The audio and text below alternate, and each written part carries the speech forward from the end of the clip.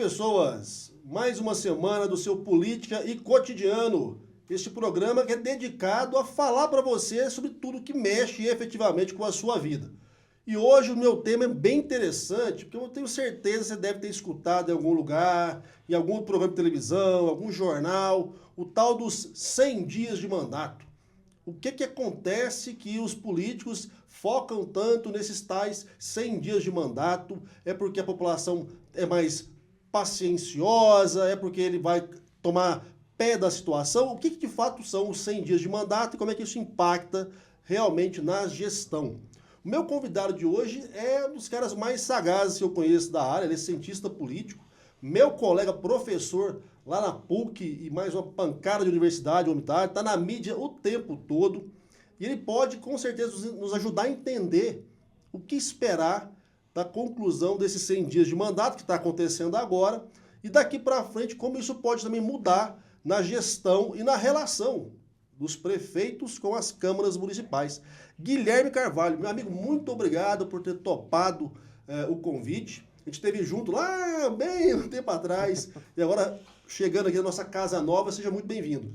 Obrigado, Marcos. Um prazer participar aqui desse projeto do Política e Cotidiano. Muito bacana estar sempre com você aqui, falando sobre política de forma qualificada e pensar as nuances, principalmente desse novo processo, né, que a gente está tendo, em especial na nossa cidade de Goiânia, que reúne uma série de problemas e algumas questões que ainda não estão bem claras, que eu acho que a gente pode trocar uma ideia boa aqui no dia de hoje. Vamos começar pelo seguinte, essa história de 100 dias, né? Porque os mandatos começam lá em janeiro, no comecinho de janeiro, e aí sempre tem aquela conversa, tô começando a entender agora da situação da prefeitura, tem que organizar a casa, arrumar gente, estabelecer equipe. Então, normalmente existe essa lenda de que a população dá essa carência ao prefeito eleito, Guilherme. É isso que funciona? A gente tem meio que na ciência política eu sou aquilo que a gente chama de institucionalista, né? Eu acredito nas normas, nas regras, que elas orientam o comportamento dos atores políticos dentro do jogo. E a gente tem algumas regras que elas são culturais, digamos assim, né? Que a gente simplesmente repete isso como um padrão mais ou menos estabelecido, sem que haja uma lei para tal coisa. E eu acho que é por aí mesmo. Esses 100 dias são mais ou menos o que você disse, uma carência. Mas é um momento também em que, ao mesmo tempo, o parlamento está começando ali a configurar seus primeiros interesses, configurar ali as suas primeiras agendas, qual é a secretaria prioritária que cada vereador vai buscar estar mais presente, para buscar emendas, para fiscalizar, eventualmente para fazer suas indicações, qual vai ser a relação que eles querem estabelecer, e nesse tempo, nesse vácuo, o chefe do executivo costuma aproveitar para passar um caminhão de medidas que são, digamos, não necessariamente discricionárias, mas que ele pode fazer sem fazer nenhum tipo de consulta ao Poder Legislativo. Então, é razoavelmente um período de adaptação, mas é um período que, se mal gerenciado, ele pode já criar as primeiras rusgas que deixam um lastro bem ruim de relação com a sociedade e com o Poder Legislativo também. Porque a gente entende que a demanda do cidadão que votou na eleição passada, ela já continua de um ano para o outro. Exato. Então, o buraco na rua ele já estava mês passado, vai continuar esse mês, a falta de médico no CAIS, então as demandas persistem. Isso. Agora, há talvez essa expectativa, né, que foi gerada lá na campanha, aquele bando de promessa que é feito, que aí o prefeito vai começar, ao fim e ao cabo, tentar implementar. Uhum. E aqui, já bem, falei tentar implementar, porque, como você bem falou, há algumas medidas que são unilaterais, ele tem como ir lá e decretar e começa a executar, mas tem muita coisa que depende do parlamento, e nesse período o parlamento está se organizando. Pensando nessa organização do parlamento, Guilherme, vamos falar de Goiânia em específico, o Sandro Mabel, nosso atual prefeito, reza a lenda, tem uma imensa maioria, uma imensa base dentro da Câmara. Isso garante a ele, mesmo após esses 100 dias, uma facilidade para fazer a gestão ao modelo Sandro Mabel? Eu acho que não, por uma série de motivos. Se eu conseguir me lembrar de todos, porque eu acho que eu poderia passar aqui o podcast inteiro só falando... Tem que gravar sequências. Tem que ter sequências para explicar por que a vida do Sandro Mabel não é nada fácil. O primeiro elemento é que nada do que está acontecendo em Goiânia agora, né, que a gente está aí nesses primeiros 100 dias, nada disso é novidade para ele, porque, lembremos, ele adiantou o calendário dele de assunção. E eu me lembro que no dia 1, após a eleição, eu ainda disse isso. Muitos jornalistas, né, muito, digamos, até um pouco emocionados, né, que, nossa, é um prefeito que acabou de ser eleito, já quer começar a trabalhar. Eu falei, bom, então, se ele vai fazer isso de fato, politicamente ele perde uma alternativa, que é a alternativa de dizer o que você falou no começo aqui. Bom, eu não sabia exatamente como é que estava a prefeitura. Ele não é um prefeito que está trabalhando há 100 dias. Na verdade, ele está trabalhando há bem mais. Pelo menos 3 meses antes disso. Ele já teria quase 200 dias se a gente for parar para pensar o tempo que ele assumiu informalmente e apiou o antigo prefeito das suas funções de forma meio forçada. Então, isso já levanta o primeiro problema. O segundo problema é que Goiânia vive uma calamidade, não uma, mas pelo menos 2, né? A gente tem 2 decretos de calamidade pública, uma na saúde e outra nas finanças. Então, a gente está olhando para um cenário, Marcos, que é uma cidade com problemas estruturais do ponto de vista da política pública mais importante da cidade, porque todo vereador diz que é o vereador da saúde, porque é o que mais dói nas pessoas. E a gente está com um problema justamente ali. O problema na saúde de Goiânia renderia um outro programa que eu poderia passar aqui horas explicando o problema estrutural envolvendo regulação de vagas na urgência, ambulatoriais e a falta de compromisso que os gestores de Goiânia têm ao longo de muitas décadas aqui na cidade e vai se consolidando isso mais uma vez. Explica parte do problema.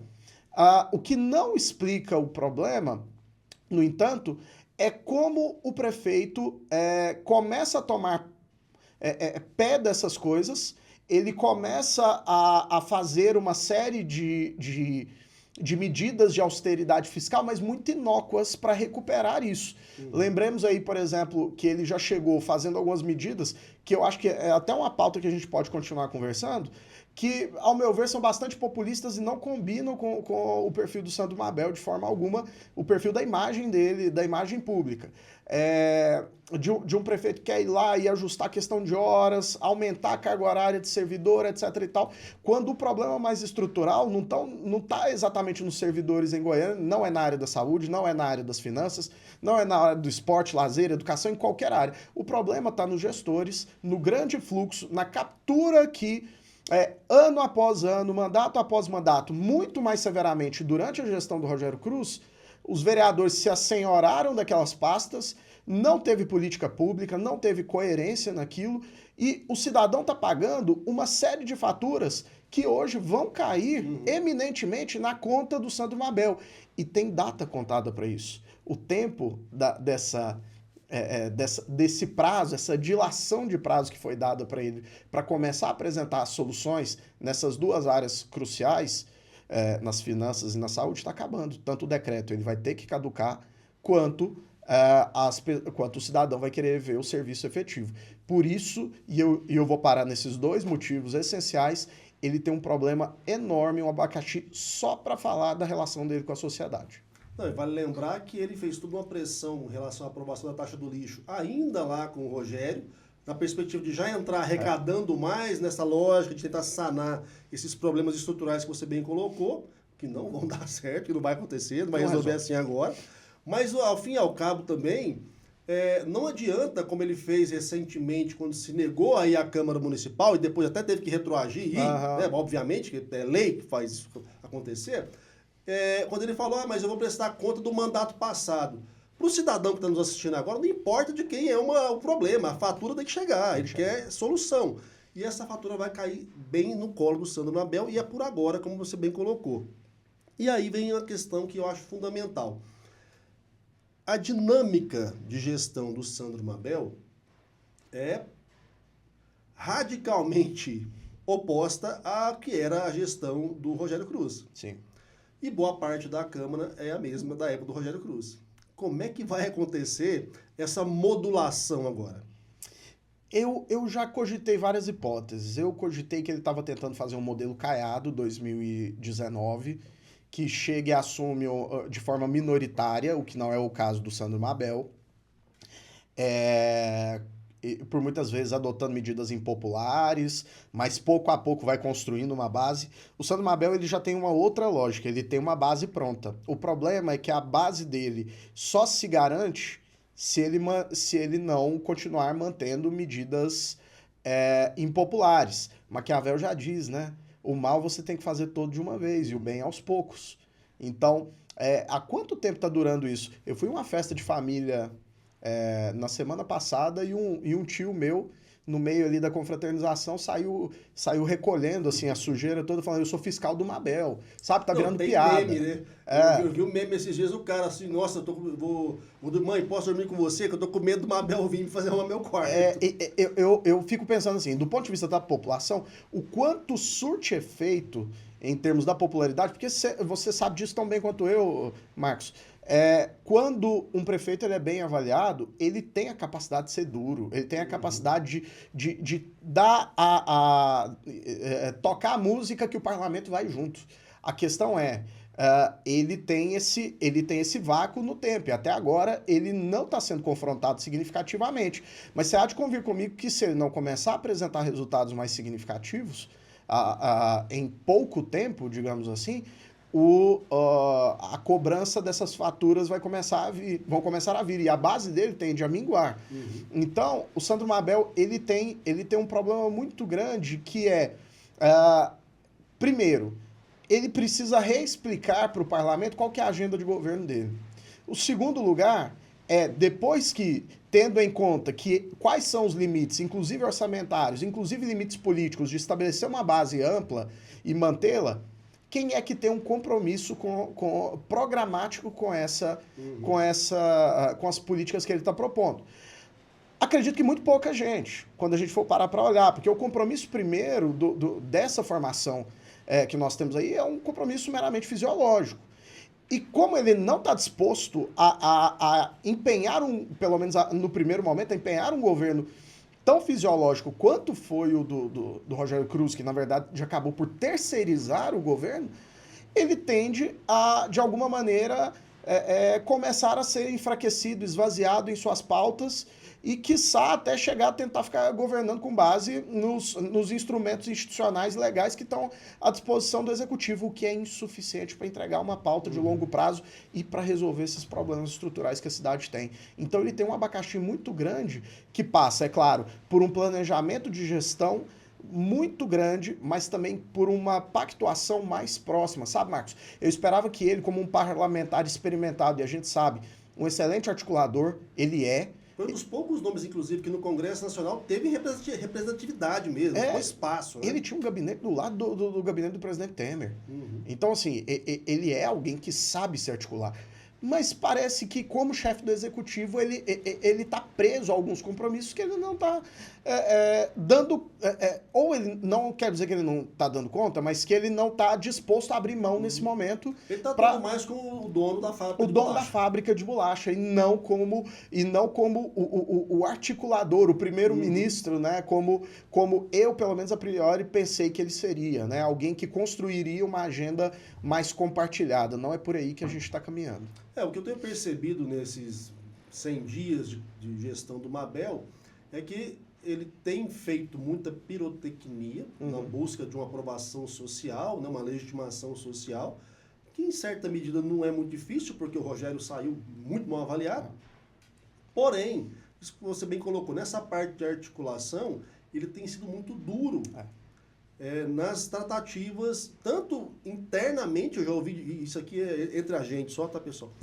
Não foi só um secretário que falou que está insatisfeito, porque não tem estrutura, porque não tem condição de alocar o grupo, como muitos parlamentares estavam acostumados com uma dinâmica, e essa dinâmica, gente, é assim que acontece, tá? Você elege uma galera e aí depois essa galera quer colocar pessoas do seu grupo dentro da estrutura, porque é uma dinâmica toda de favores e até mesmo de confiança, muitas vezes. Né? E ele não está dando espaço.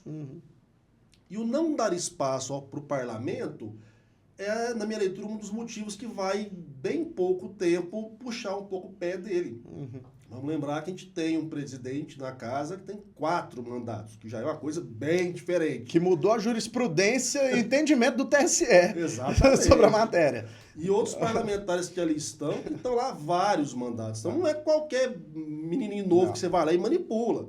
Então ele vai ter que alguma vez sentar e negociar. E eu ainda não consigo ver essa disposição do Sandro Mabel em fazer isso. Entendo agora que tomou uma decisão em relação ao que você colocou, decreto de calamidade. Para que lado ele pode ir?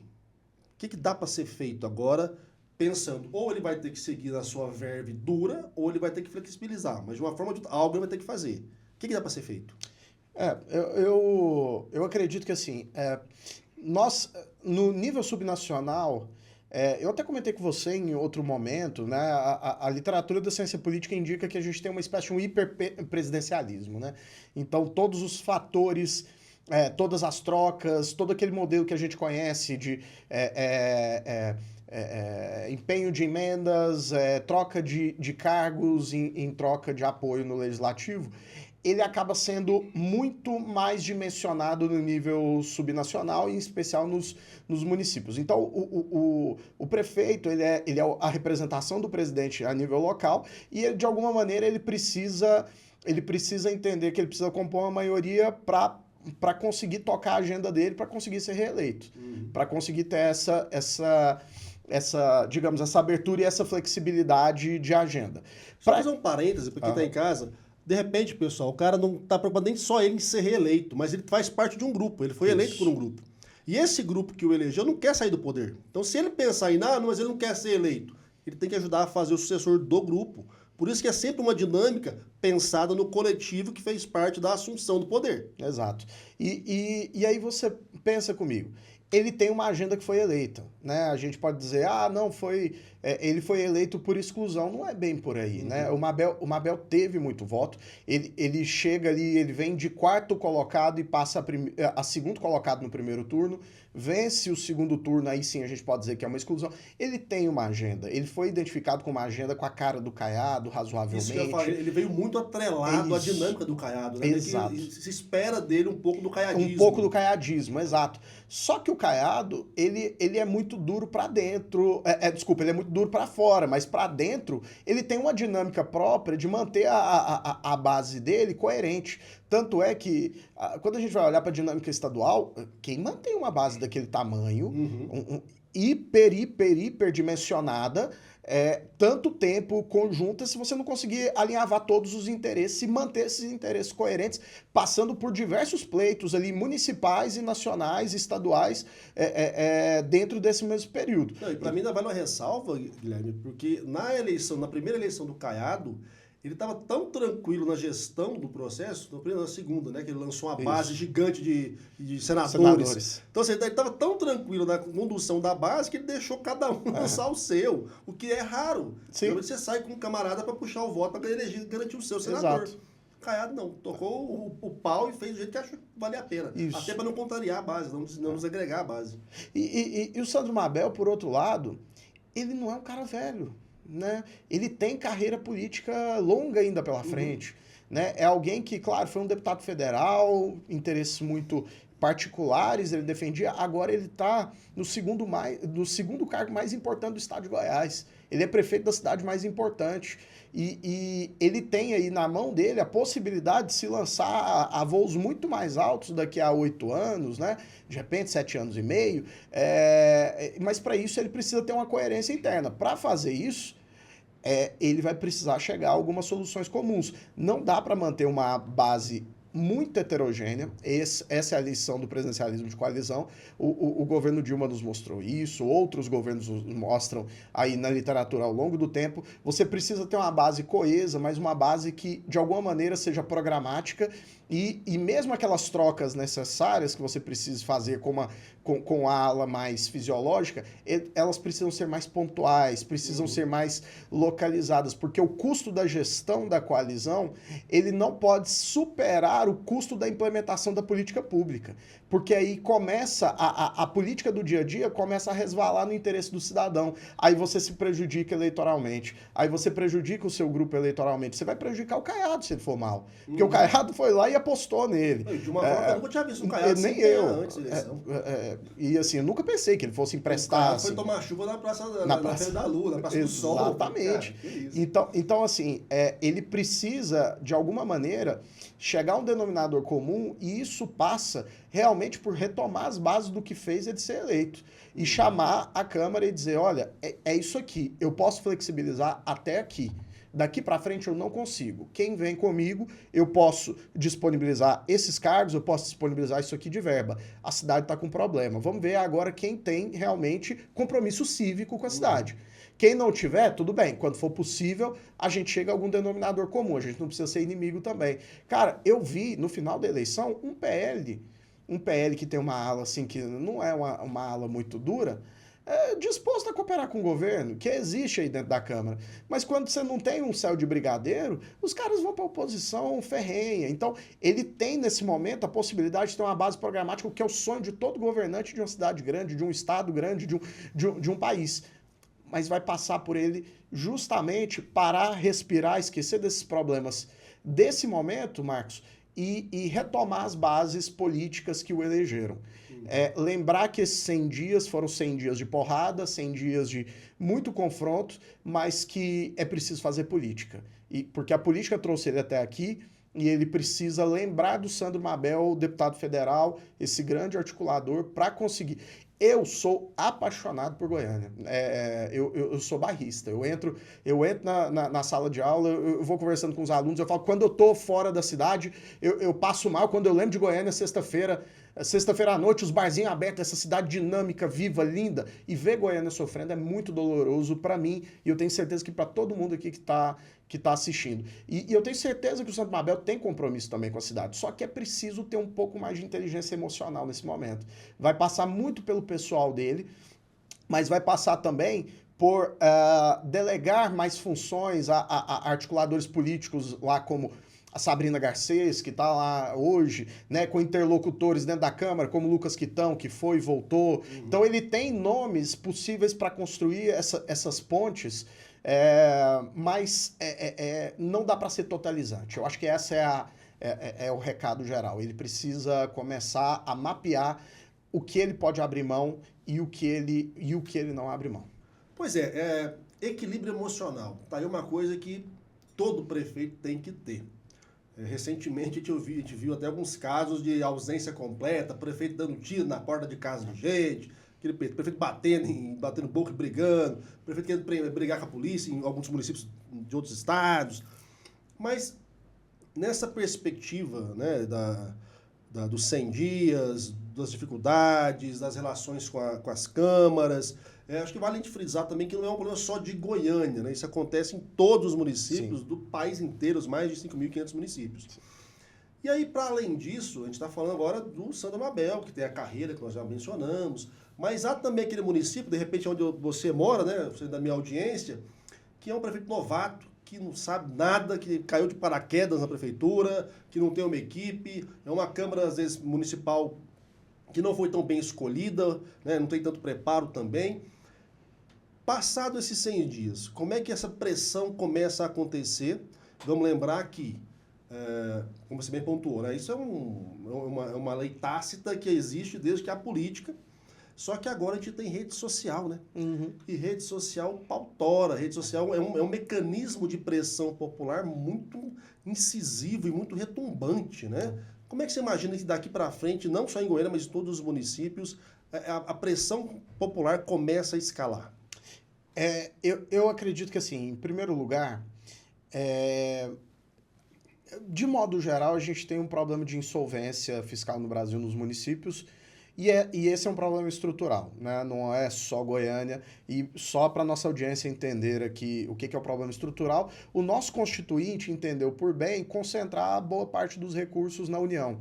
O que é um erro, né? O que é um erro em termos porque as políticas públicas mais importantes estão na porta da sua casa. O que você acha que é mais importante? Fazer uma construção de uma grande barragem, que é claro, é importante, ou resolver um problema básico de uma lâmpada queimada no poste da porta da sua casa, que você vai chegar em casa, você não vai ver e vai ter um ladrão lá te esperando. Então, os problemas mais urgentes estão na porta de casa. Os municípios foram deixados com o pires na mão.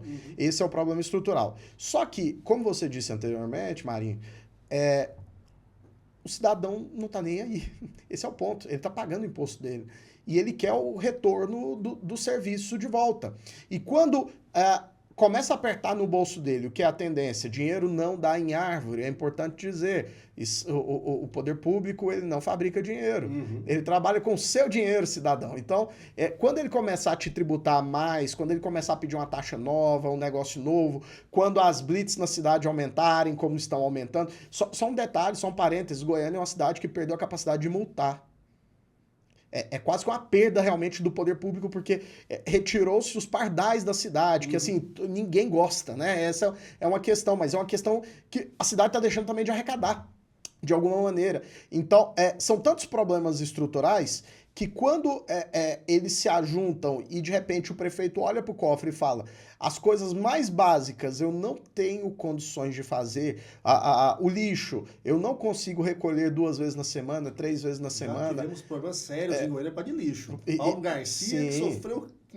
Exatamente. Essas caixas pretas, o cidadão vai olhar para a reportagem, vai olhar para o vereador que está insatisfeito, né, que não está recebendo, porque não está recebendo a parte que ele acha que é dele, né, os cargos que são dele, o encaminhamento da pauta que é de desejo dele, a emenda que ele quer empenhar no orçamento. O que vai acontecer? Ele vai lá para a porta da Comurg e vai começar a falar dos problemas estruturais. O que não vamos confundir aqui é o papel do vereador de qualquer forma, né? O vereador, ele tem que ser fiscalizador da população. Mas quando a coisa tá boa, essas coisas menores, elas vão passando ao largo. É um erro, porque coisas menores podem virar coisas grandes. Mas é uma coisa da política. Quando você tem um bom cenário e os vereadores estão de acordo com aquilo, a população e os vereadores entram em sintonia. Os problemas do cotidiano, eles vão sendo administrados até que alguém realmente vai lá e resolve o problema mais pontual. Então, sendo mais direto, eu acredito que assim, a população ela vai perder a paciência essencialmente quando ela perceber que as suas demandas cada vez maiores estão na contramão da visão da prefeitura sobre como resolver os problemas. Porque a visão do poder público é tributar mais nesse momento. Só que a população não aguenta mais ser tributada e não receber de volta. E a gente vai parar no problema mais estrutural que a gente vive no Brasil e no mundo inteiro: falta de confiança no processo. Falta de confiança no poder público, na democracia, naqueles que gerenciam, né, a elite política como um todo, que só existe porque a população deposita confiança neles. E quando isso acontece, as instituições perecem, a democracia perece, e aí tudo desanda. E não é o que a gente quer. Então a gente precisa, de alguma forma, encontrar soluções mais práticas que, infelizmente, Marcos, não vão vir dos municípios. A solução vai ter que vir da União. A gente precisa de uma reforma federativa, uma reforma administrativa, mais autonomia para os prefeitos. Não dá, mesmo prefeitos ruins, por vezes são ruins, não porque são ruins, é porque não tem dinheiro, realmente. Então a gente precisa pensar no Brasil de uma forma mais ampla. 2026 está aí, e é papel dessa prefeitada toda eleita em 2024 de se articular. Então, ao invés da gente estar perdendo tempo pensando nessa agenda, a gente precisa pensar numa política pública mais ampla. E eu sempre digo, para resolver esses problemas maiores, Marcos, você precisa chamar os juristas, você precisa chamar os cientistas políticos, a gente tem que repensar o modelo falho e o que ficou de erro lá atrás na Constituinte, que vem perdurando e sendo um problema cotidiano para todos nós. Resumindo, galera, tem que participar, tem que ir pra cima, tem que cobrar, e agora é a nossa vez de usar as redes sociais para fazer isso. Guilherme, muito obrigado, cara. Valeu. Voou o programa. Muito obrigado por ter vindo falar com a gente, e com certeza vai voltar, porque tem muito assunto pra gente falar. O pessoal te acha onde? Pode me achar no meu Instagram, @profguilhermecp. Pode me chamar lá no direct, se quiser bater um papo sobre política, acompanhar as matérias lá, as entrevistas e tudo mais.